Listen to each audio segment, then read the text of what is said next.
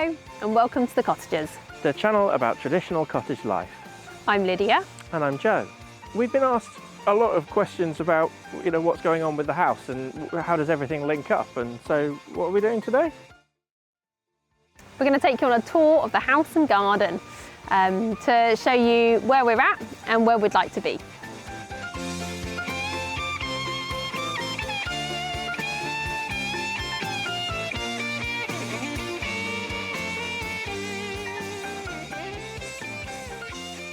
Hello.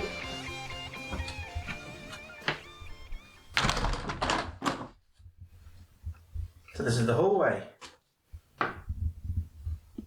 We've got some interesting original electrics. Very safe.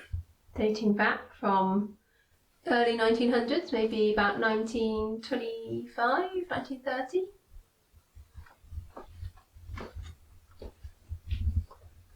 This is a socket made out of Bakelite, no longer with a plug to fit in it. So we've got a classic layout with a central staircase and a room on each side. This is the larger of the two downstairs rooms. This room. And we've been using it as a workshop. You may have watched our earlier video where we installed this beautiful wood-burning cook stove. If I just turn the other direction, we can see through into the back kitchen, which is kind of like a lean-to thing, and also to what I call the pig room, which had lots of hooks, or still has lots of hooks on the ceiling, where we think that pig carcasses have been hung. And we're currently using that as a wood store, because we have lots of wood and not many places to store things. But there's also an understairs cupboard here, full of stuff at the moment. Lovely. This is the Lydia, the wife. And then we go out here into the back kitchen, which has this, again, probably the most beautiful wiring setup of all time.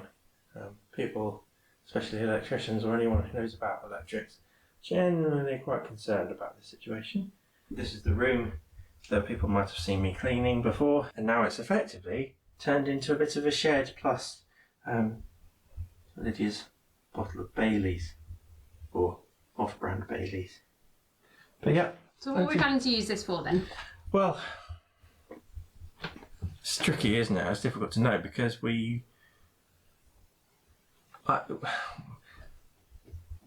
be quite difficult to get it to conform to building regs, so actually rebuilding it might not be the best thing to do. Restoring it as is might actually be the cheapest thing to do. So we may effectively just have a room out here that's a bit weird for quite a long time and just use it as a utility. So there's a very low ceiling in here. Yeah. And with this very old stove, which would have once been the hot water heating system, if we follow the pipe up, you can see how many holes it's got in, but also there's a lot of water that comes in through the ceiling when it rains. So we've got a low ceiling, a leaky ceiling, and a single skin brick wall with single glazed window, which means that there's no insulation. It's very cold, it's gone into condensation here in the winter. So yeah, it would be good to try to keep it as a utility, but we're going to have to be creative about how we do that, I think. Yeah, and this lintel needs replacing because it is quite dangerous. In fact, I should have by now actually built something to shore up that lintel. Again, still holding up. It's still holding up, but it does need doing soon, very soon. So some minimal cracking you can see on the corner there caused by that, but I don't think it's as bad as Joe thinks. It's quite bad. So this is our main room, and we hope that one day it will be a kitchen diner. So we've already got our beautiful cook stove in, and it kind of makes sense that on this end of the room we could put a sink, some worktop space, and then down this end here where Joe is, we could put a kitchen table, some chairs, and just have a really lovely, warm and cosy kitchenette. Just sit here. Yeah, just like that. Yeah. Warm and cosy kitchen here. We've got underneath the cement floor the original flagstones, and we're really hoping that those are going to continue all the way across. We will of course need to put new electrics and plumbing in this room, so that will need to be incorporated into whatever we decide to do to it. Coming into the house, we have our central staircase, our big room on the left. Smile, Joe. Hello. And on the right is our small room. This room. This has become our everything room. Everything. Over the winter. It's where we spent the most amount of time. You might recognise it from our fire chat video. It is both our lounge here with our comfy chairs and our little stove. And it's also, Joe is for size, shows how small it is. Yeah. It's also our kitchen. So we've got a little camping gas cooker there, which we use when we haven't got the fires lit. And then this table is our washing up table and cooking on table and everything else table. Do a bit of tutoring in here as well, just for fun. And then that's our food store over there, looking nice and full at the moment because we just went shopping. This is probably the nicest room in the house. It wasn't always like this. I actually spent the first sort of week or so when I was living here in this room, and it was mouldy and disgusting, but it's now probably the driest room in the house, and it's certainly got the most comfortable soft furnishings. So take a seat. Somewhere to actually just sit and enjoy. It's quite nice. So we've made this an interim room. We really scrubbed the floor, we whitewashed the walls, and of course we dug out the original fireplace and repointed it. So it is much more cosy in here than it was in the kind of mouldy, smelly first days when we arrived. The wood panelling you can see on the ends there, we think is original to the house. And the other side of it is what Joe calls the pig room or the pantry with the hooks in the ceiling. And we think we'll keep this panelling, but maybe we'll paint it a nicer colour than the kind of shiny cream gloss that's currently on it, marked with circles from a previous wallpaper. Let's go upstairs.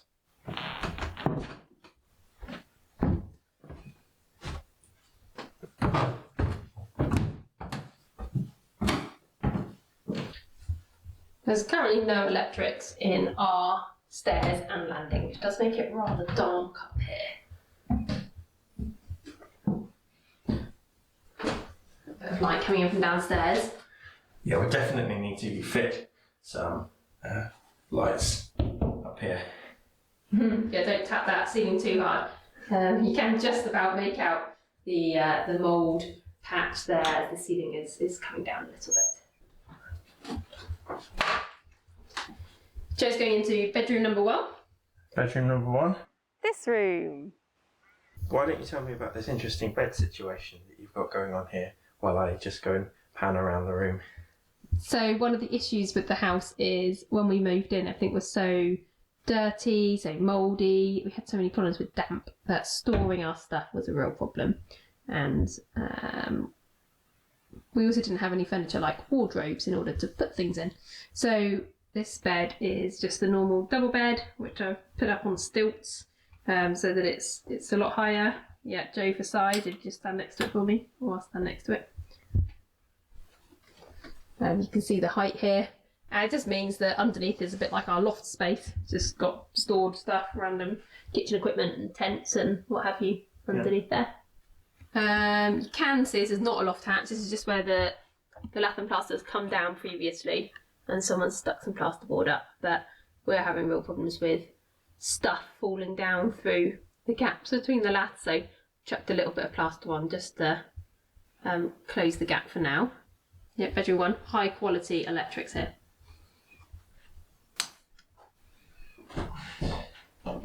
Back into the dark hallway.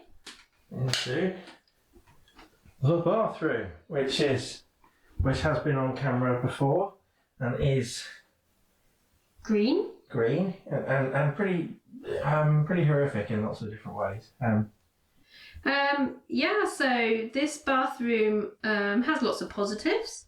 I quite like the wooden panelling here, which this wooden panelling, which was so popular in the 70s, and just maybe if it was painted a slightly less orange colour, then it could be very pleasant. I do like the turquoise bathroom suite, but sadly the toilet and sink are in such a bad state of repair with cracks and just missing pieces that I think they're going to have to be replaced. Yeah, it's a pity because orange and this bluey green colour actually do go together quite well. Yeah, but, and add the peach paint. Yeah, the in peach it. paint. Yeah, that's. We've got a tin of that downstairs left over. Found it in the garden. So you never know, Joe. You could paint the whole house with it. In the previous video, we talked to you about how the floorboards were rotten, so we're going to have to replace some joists running under the floor here, and that's for a future video. But there's quite a lot to do in here, or there's quite a lot of actual structural work that we have to do before we can get on to fully renovating this bathroom. And there's this big built-in storage unit. Ooh. Yeah, with a tank inside, which it no longer does anything. Yeah, we've disconnected the tank because all it was doing was leaking. And it's nothing else. It was once a hot water tank with water coming from that broken stove downstairs. But that stove is well past it, so no hot water for us. Okay. Do you want to go through? Okay, into our final room. This is bedroom number 2. This room.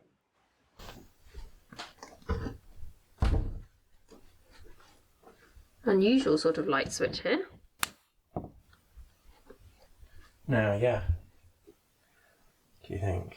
Who lives in a house like A house or a room? Yeah. So just ignore all those behind there. So he's very proud of his yellow painted shelving unit Yeah. for his camera bits. Yeah.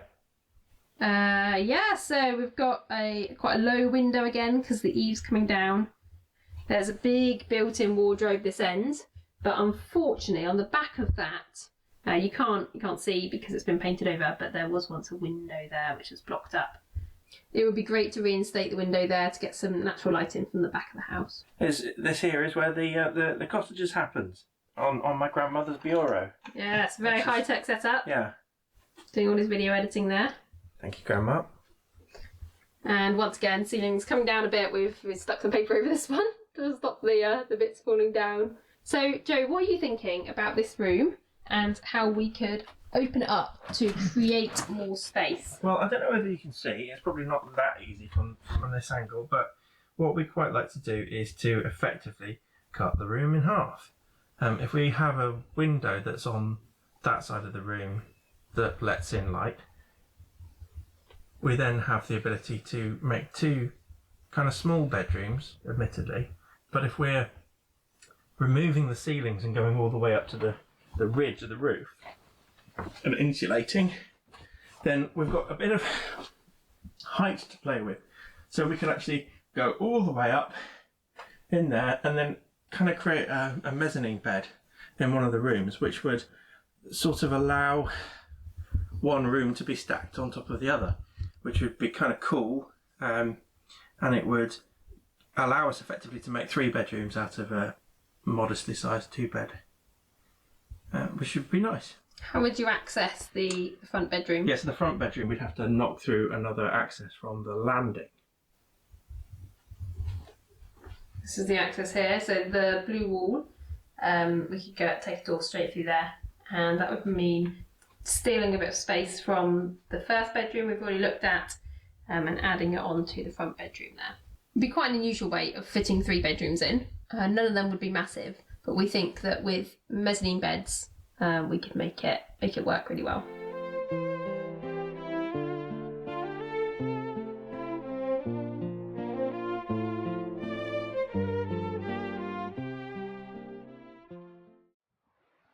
So we have this huge open space, all these abandoned outbuildings, and we would love to do something with it all. We're going to turn a lot of it over to seeds. So I've got the poor beginnings of a vegetable patch here, and we've got this outbuilding that we're currently in the process of rebuilding, which you'll see on a future video. That has been a lot of fun. And then we've got this area of scrubland. I was really excited when we came here because I thought it was like our own thicket. And then we've just been removing this willow tree where we want to be rebuilding this shed. We've got lots of wood stores around, plenty of places for the Heidi to explore, and an embarrassment of old UPVC windows. Charming. Hello, Lydia. Hello. Talking of charming, do you want to take us up to our favourite spot? Cool. Where do you want me to go? Up here. To our seats or to the place?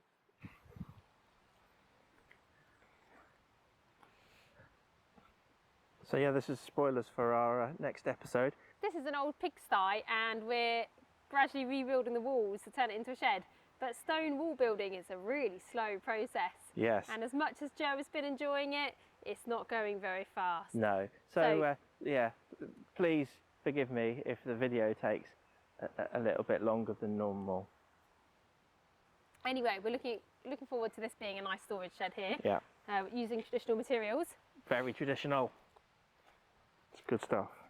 And in the process of starting work on that, we've cleared more of the area around here and realised this is actually quite a decent sized flat space. So I'm sure that we can find a good use for this bit in the future as well. Flat space being something that's a bit at a premium around here. This is one of our favourite spots to sit and look out over the valley. There's a bit of knotweed coming up in the garden, which is not great. But we're treating it.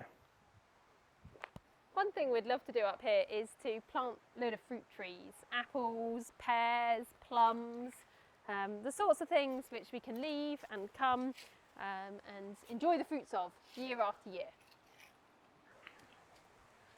We've got plenty of sycamore, hoping that we'll also be able to plant more of the other native trees around here so that the sycamore doesn't take over. This gives a good view of the willow tree that we've just chopped down. It was dominating the garden quite a lot and starting to destroy that shed even more. I'll show you the little plunge pool. Yeah. When we first arrived, there was quite a lot of brambles, knotweed everywhere. So we've actually cleared up quite a lot, and it's taken a while, but it's surprising how much we have actually done. Yeah, we're gradually making space to plant other things that we'd love to see growing up. Yeah. Joe thinks this spot here is just right for a bridge. The sheer wonder of the natural beauty here, especially once we've cleared up The knotweed knotweed. and all the rubbish. Yeah. There's just so much. Yeah. Oh, have you seen this pile up here? There's more rubbish, is there? Yeah. Doesn't look like it from a distance, but actually it's just metal and glass and plastic. Just, I don't know how deep that pile goes.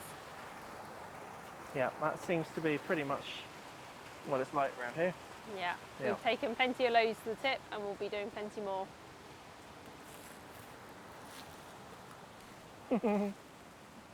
She's a lot happier here. Alright, thanks for watching. I hope you've enjoyed this tour of our cottage and grounds. If you're doing your GCSEs, you should probably be revising rather than watching this. Yes, and if you're at work too. Although I don't really blame you. Enjoy this amazing spring weather and we'll see you next time. Thank you so much. Bye.